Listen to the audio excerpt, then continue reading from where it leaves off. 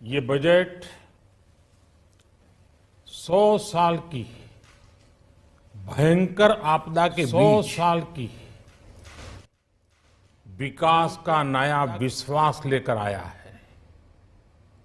ये बजट अर्थव्यवस्था को मजबूती देने के साथ ही सामान्य मानवी के लिए अनेक नए अवसर बनाएगा। ये बजट मोर इंफ्रास्ट्रक्चर, मोर इन्वेस्टमेंट, मोर ग्रोथ और मोर जॉब्स की नई संभावनाओं से भरा हुआ है। और एक नया क्षेत्र और खुला है और वो है ग्रीन जॉब्स का।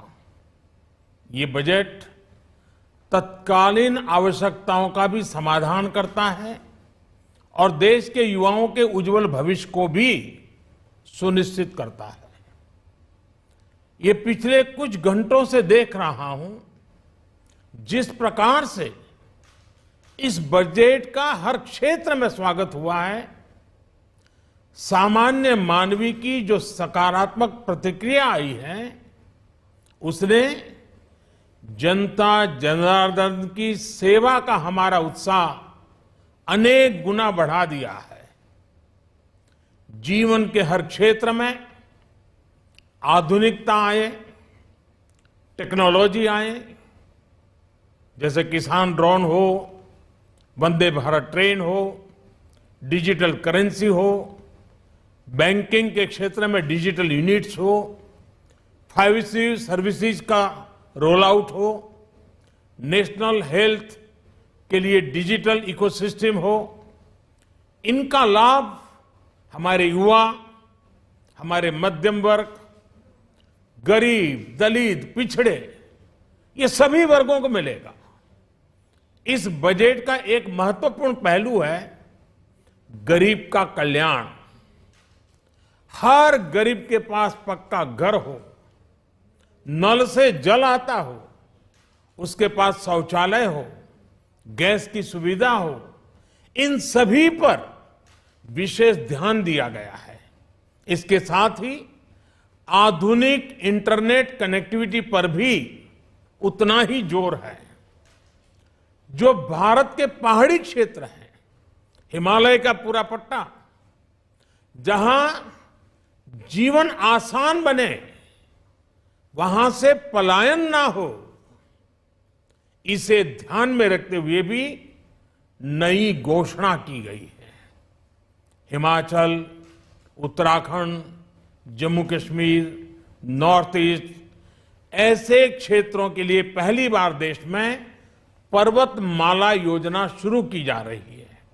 ये योजना पहाड़ों पर ट्रांसपोर्टेशन और कनेक्टिविटी की आधुनिक व्यवस्था का निर्माण करेगी और इससे हमारे देश के जो सीमावर्ती गांव है, बॉर्डर के गांव है, जिसका वाइब्रेंट होना जरूरी है, जो देश की सिक्योरिटी के लिए भी आवश्यकता है, उसको भी बहुत बड़ी ताकत मिलेगी। भारत के कोटि कोटि जनों की आस्था मां गंगा की सफाई के साथ साथ किसानों के कल्याण के लिए एक महत्वपूर्ण कदम उठाया गया है। उत्तराखंड, उत्तर प्रदेश, झारखंड, बिहार, पश्चिम बंगाल, इन राज्यों में गंगा किनारे नेचुरल फार्मिंग को प्रोत्साहन दिया जाएगा। इससे मां गंगा की सफाई का जो अभियान है, उसमें मां गंगा को केमिकल मुक्त करने में भी बहुत बड़ी मदद मिलेगी। बजट के प्रावधान यह सुनिश्चित करने वाले हैं कि कृषि लाभप्रद हो, इसमें नए अवसर हो, नए एग्रीकल्चर स्टार्टअप्स को प्रोत्साहन देने के लिए विशेष फंड हो या फिर फूड प्रोसेसिंग उद्योग के लिए नया पैकेज। इससे किसानों की आय बढ़ाने में बहुत मदद मिलेगी।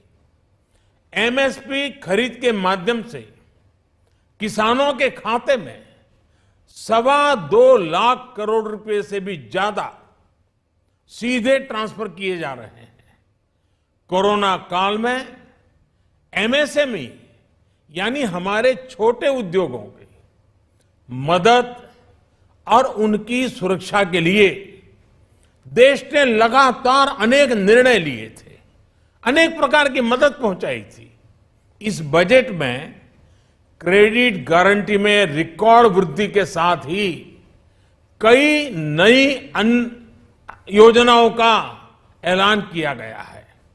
डिफेंस के कैपिटल बजट का 68% डोमेस्टिक इंडस्ट्री को रिजर्व करने का भी बड़ा लाभ भारत के एमएसएमई सेक्टर को मिलेगा। ये आत्मनिर्भरता की तरफ बहुत बड़ा मजबूत कदम है। 7.5 लाख करोड़ रुपए के पब्लिक इन्वेस्टमेंट से अर्थव्यवस्था को नई गति के साथ ही छोटे और अन्य उद्योगों के लिए नए अवसर भी बनेंगे।